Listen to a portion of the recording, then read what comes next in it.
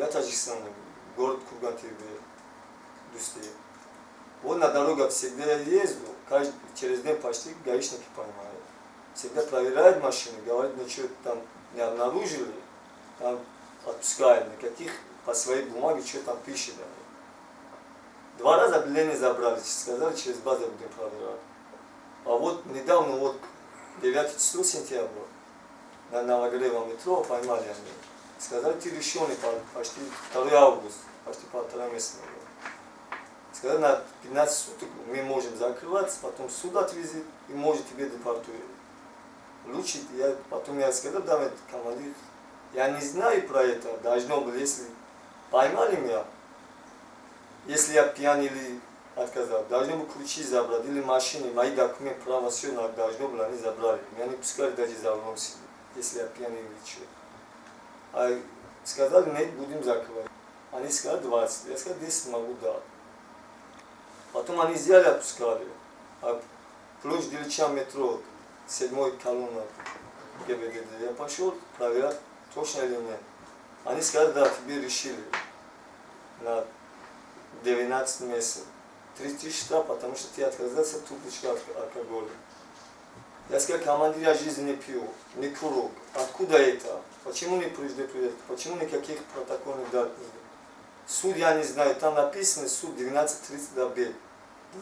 Я последний магазин 4 часа дали вечером. 5-4. Они написали 12:30, как будто у меня суд был, я там был. А без меня они решили. Еще бумаги на 2-й суд отправили. Еще он что будет делать, я не знаю. Поэтому я обращаюсь, пусть поможет, пусть принесет, кто это делает, докажет на место. Вот посмотрите, в эту бумагу вы принесли. Здесь написано, что вас лишили на 19 месяцев. 12.0 вас 12.09.16 года по 11.04.18 года. Да. Судебный участок 343 Тимирязевский судебный район. Пост нумерация, там написано очень много нумераций. Вот вы говорите, что вы не пили, не курили, вас часто останавливают. Да? Да. Вы водитель, вы что за водитель? Грузовой? Грузовой хлеб-таскальный магазин. Хлеб возите по магазинам, у вас кто хозяин? Хозяин раньше русский был, сейчас армянин. Там много таджиков, подобных как ты? Там заводы 1000 таджик работают. Где этот завод находится? Нижегородская улица, метро это. Там у всех машин, что ли, 1000 таджиков? Машины, гручки, там всех. Водителей много? Водителей 400 есть. 300. В этом месте можете показать, кто хозяин? Он знал, что вы возите хлеб, он знает ваш хозяин? Конечно знаю. Один кадр вас знает? У них без разницы, когда вот если у меня что-то не будет случиться, новый водитель совет тот день дает, научи, 3-4 дня все свободно. Вот он говорит, когда вас первый раз задержали, что по отношению к вам был составлен протокол, вот здесь написано, сентября, тоже 09 считается, остановили. Да. И вас отпустили, потому что они требовали с вас деньги, 20 тысяч, у вас в кармане всего было 10 тысяч. Да. То, что остался в магазине, вы должны принести от хозяина. Да. Сейчас я хозяин должен, 7 тысяч, 3 тысячи свой был. Он потом, когда возвратились, сказали, что забрали у меня деньги, говорил хозяин об этом? Хозяин мне сказал, сейчас до сих пор я 7 тысяч должен ему. А когда вас останавливают таджиков, сотрудники ДПС, в Москве останавливают, вас вызывают, открываете машину, показываете, что у вас в машине находится. И что, они вам дают бумагу без каких-то, значит, составления протокола расписаться или что? Они, когда поймают, открывай, говорят, открывай. Когда не поймают, они останавливают машину. Да, всех грузовых останавливают. Потом говорит, будку открывай. Будку открывай, посмотрит хлеб. Говорит это. Там бумаги свои что-то пишет, говорит, я говорю, командир, что вы пишете? Скажите, пожалуйста, там что вы напишете? Говорит, мы напишем, которые ничего не обнаружили.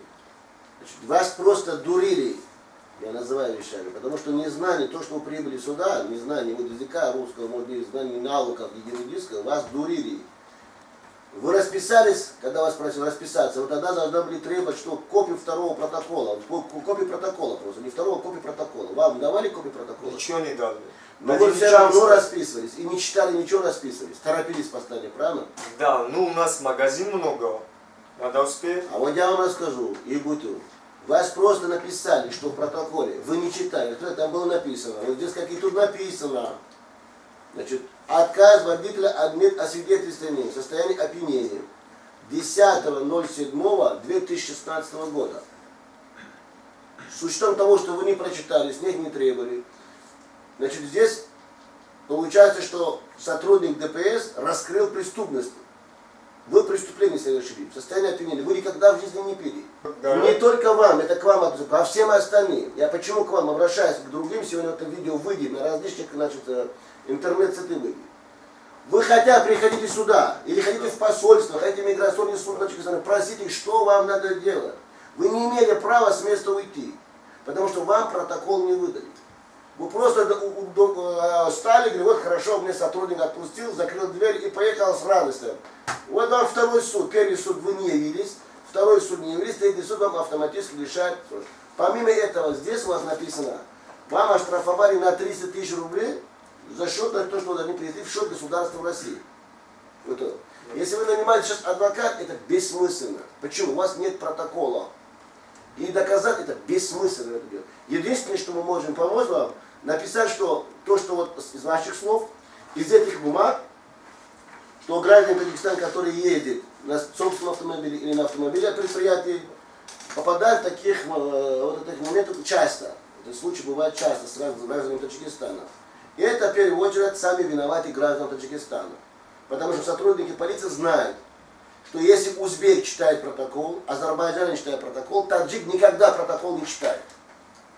Ему хватит. Главное, вы видите, вам без протокола, когда вам дали 10 тысяч рублей сотруднику полиции Новогрилова, вы сказали, дайте мне протокол, что я деньги дал. Или он говорит, так дай деньги, все. Просто он говорит, если тебя отвезут сейчас, большая проблема будет. Вы испугались просто, чтобы вас отвезут, закроют спецпроект, да. А лучше 10 тысяч отдам, выйду. Вот 1 миллион таджиков через день платит по 10 тысяч. 1 миллион таджиков. Хорошо? А не лучше вам создавать фонд, помочь, значит, это деньги, по 1000 рублей в месяц. Не надо, по 1000 рублей. Сейчас пришел бы сюда, или там же на месте ты находил, как уважаемый, я никуда не пойду, у нас свои адвокаты есть.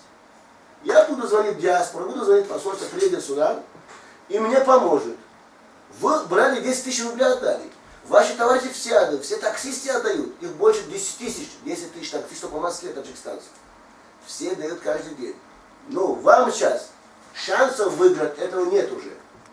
Ну, с вас будут требовать деньги 30 тысяч. Раз. Вы еще хозяин должен 2. Остались без работы 3. Ну, у вас есть патент, правильно я так сказал? Да, патент все есть. Да. Вы оформили как водитель все? Да. И вы работаете сейчас, как это адрес у вас называется? Где вы работаете? На Нижегородской улице хлебзавод 70. Это где недавно был убит армянин? Да. Там был убит армянин? Да. А кто его убил, армянина? Никто не знает. Просто Там наши ребята убили всего. Наши убили, говорят. Они говорят, таджики убили. А потом таджиков избивали, помните, там избивали. Так делали, я слышал. А я не видел глаза. Ты ничего не видел. Потому И что я это вот 1000 таджиков я ничего не видели. 3 часа видел. Вот вы ничего никогда не увидите, потому что вы всегда закрываете глаза на чужом горе.